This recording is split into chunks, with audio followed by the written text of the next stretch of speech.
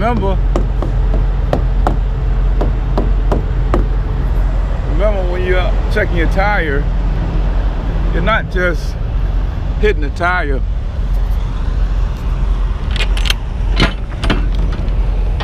Hey, come here.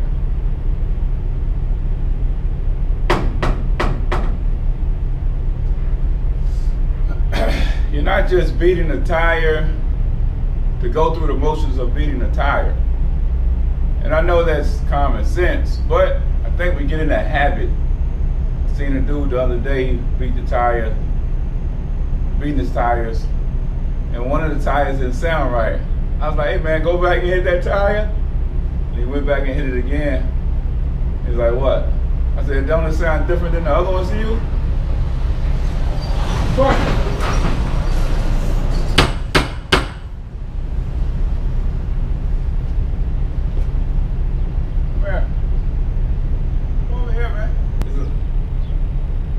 Hit him again.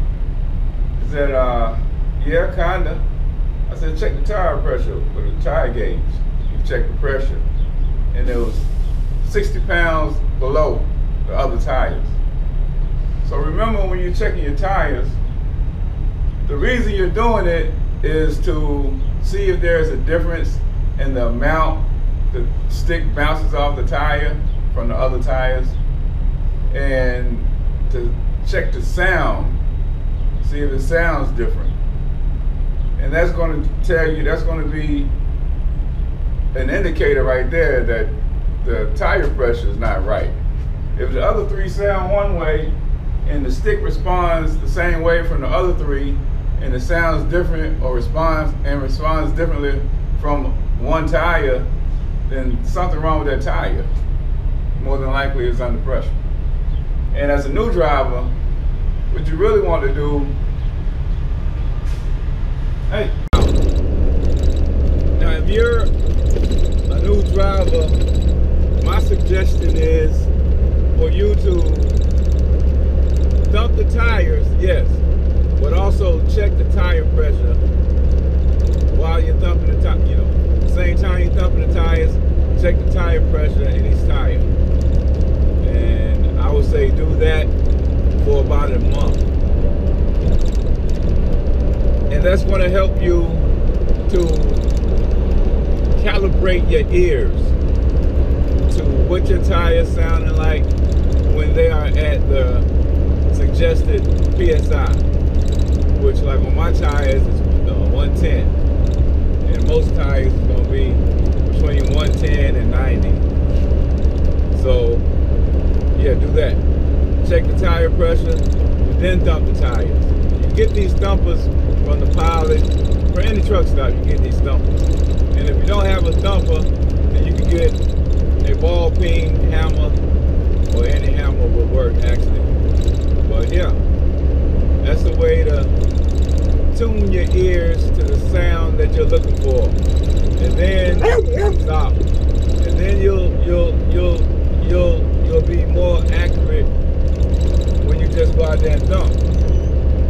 So then all you want to do is when you're doing your pre-trip, doing your walk around, you're checking your lights, check your tires as you walk around, you just dump them, and you know whether or not they sound right.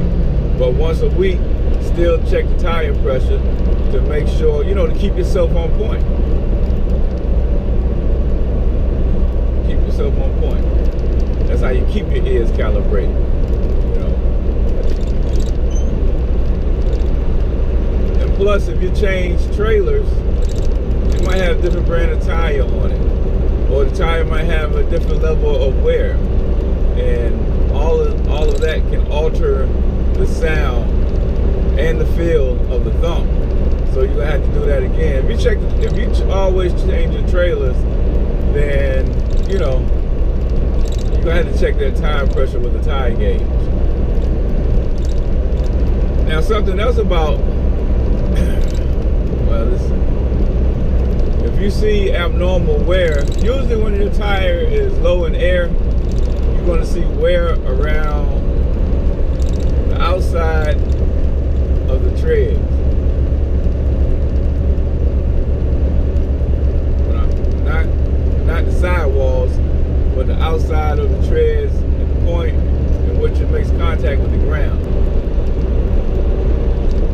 abnormal tire wear usually means you got a problem with your tire pressure.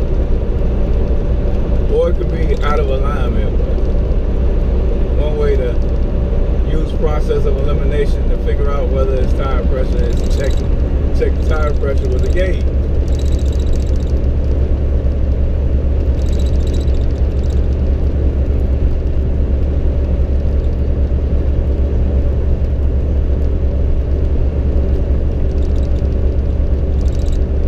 Bad tire pressure can cause excessive wear on the tire, premature blowout or premature tire wear, poor handling.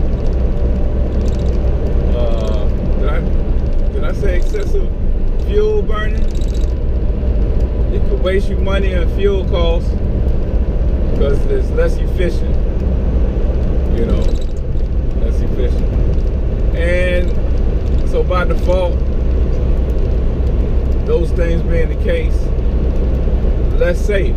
You talk about higher potential for blowout, then it's less safe, especially stair tire blowout. And it requires fast, quick response, and also depending on if you're in a turn or in the process of braking, when it happens, it's going to require some strength and some quick thinking.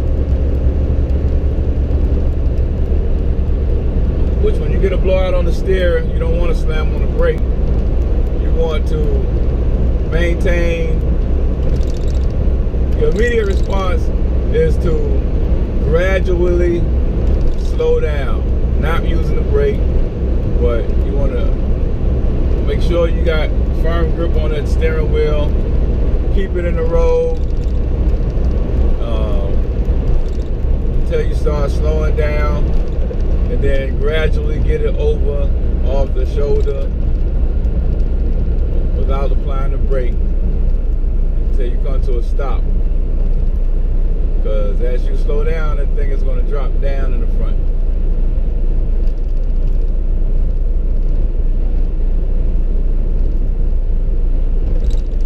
It's going to pull you toward whichever side that tire blows on. These guys, this dump truck might be turning, but I don't know, it's going slow. But I want to let the trucks behind me know what I'm doing. Even though I'm a good ways from my exit, I don't want them to slow down behind me in the blind when they could just go around without slowing down. I don't want to break their momentum for nothing, you know what I'm saying? So I'm going to let them know why I'm not passing this dump truck. I put on my turn signal a little early.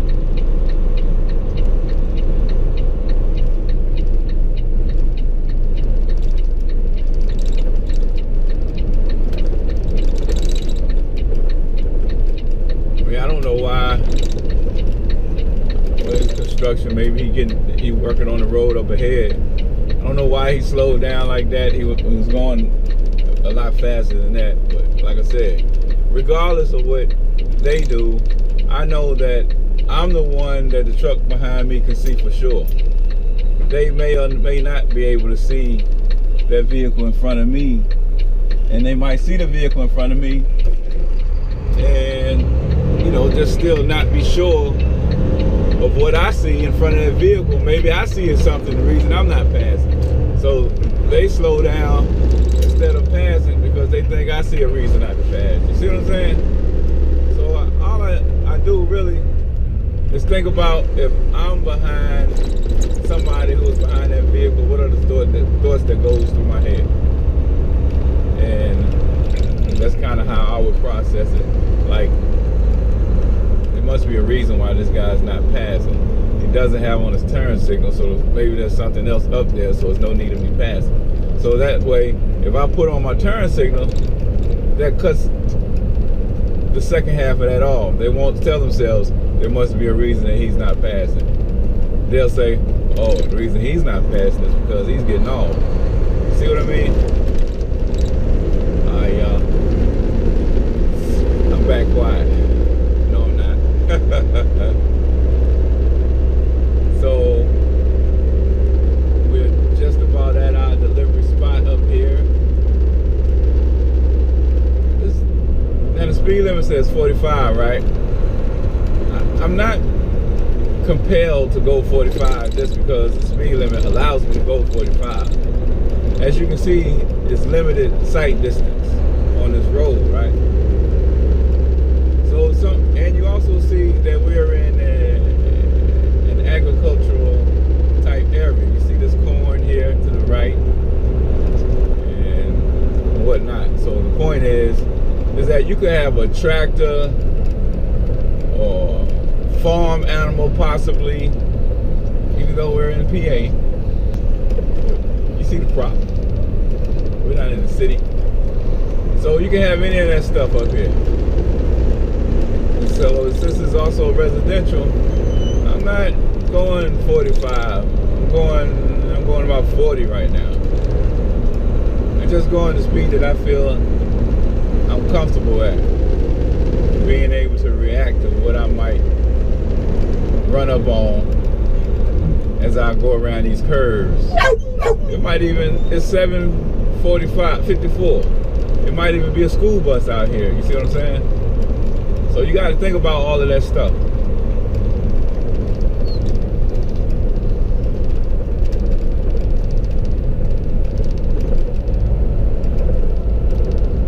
Plus you got companies out here, which if it's your first time, you might not know that there are other companies out here. Well, if you're delivering out here, then one might assume that there may be other companies out here. But, you know, the main thing is it only takes one time to be observant of what you see. And you see that it's agriculture out here, which means there might be farm equipment out here on the road.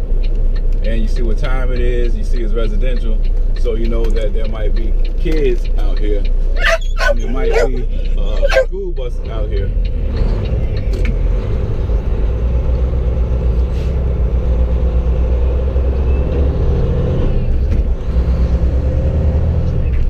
The first time I came out here, this is not the first time, boy, I saw that turn right there, and I said, man, y'all sure?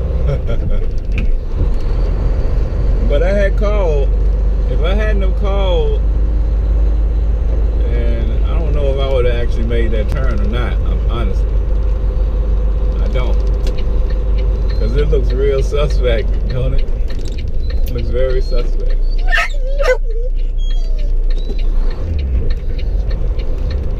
You know you don't supposed to cross those tracks. Out of gear, right? That's right. Notice I dropped that down in the fourth before I went across there.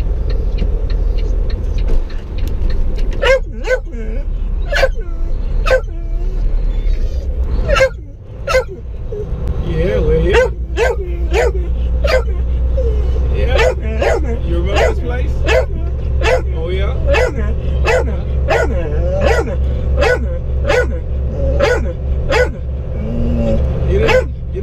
You didn't like this place?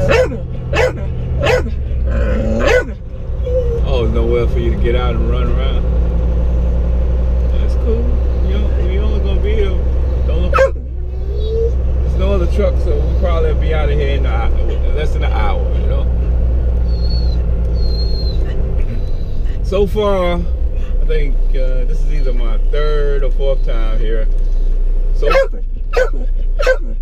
stop complaining. So far, I've never came and there was another truck, and I've never spent more than an hour and 12 minutes. Did he say an hour and 12 minutes? Yeah, I said an hour and 12 minutes. I said, hell, man, you're not getting out, man. You know you're not getting out over here, man. Of course, you probably could, but all this dirt, man, we're not doing all this dirt today. Not doing all this dirt. That's That's why I let you out 20, 25, 30 minutes ago at the truck stop, buddy. Take these. Oh, let me stop this clock, man. Stop this clock. It's 7:58. They open at 7. I mean at 8. Maybe the guy's over there.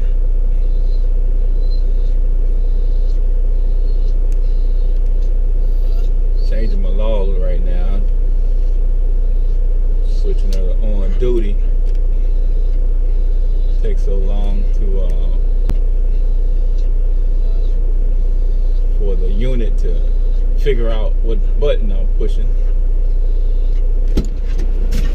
Notice how I park. I try to park so people can get around me, and which from whatever direction for whatever they're gonna do. Just enough room for that.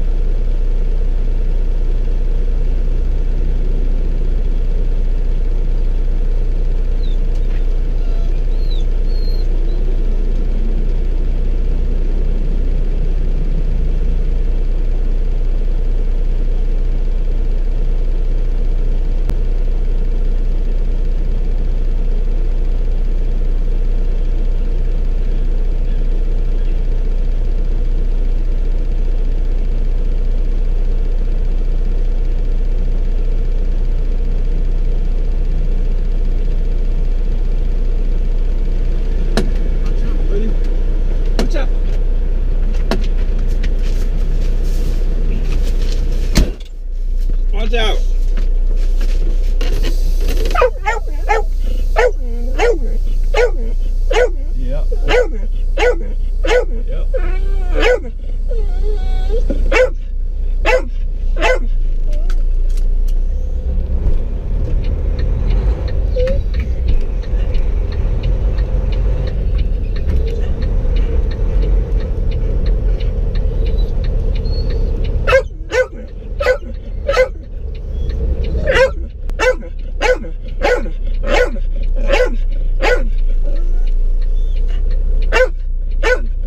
Stop. Stop.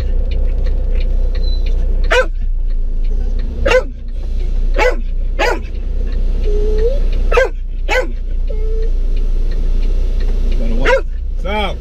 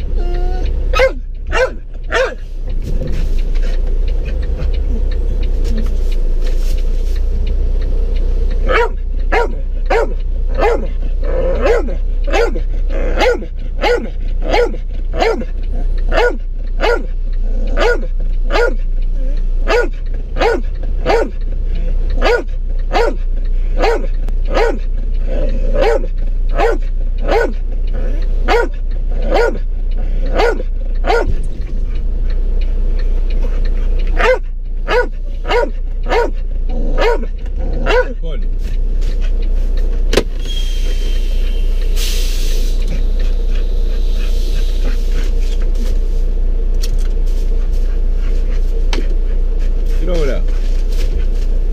Sit.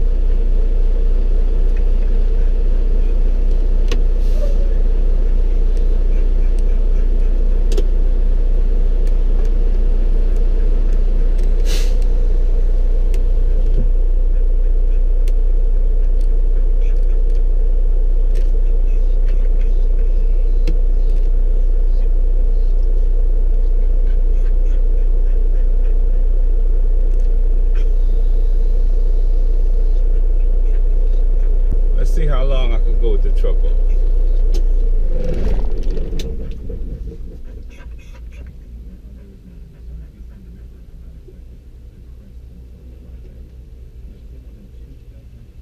Are known to have died in this storm and its aftermath, but that number may grow. So what else? What else did I leave? Begin to visit flooded out That's areas. it, y'all. Harvey is now a tropical depression. That's it. And it is heading from Louisiana out. Now let me go edit this video. and Tennessee valleys. It is still dumping substantial amounts.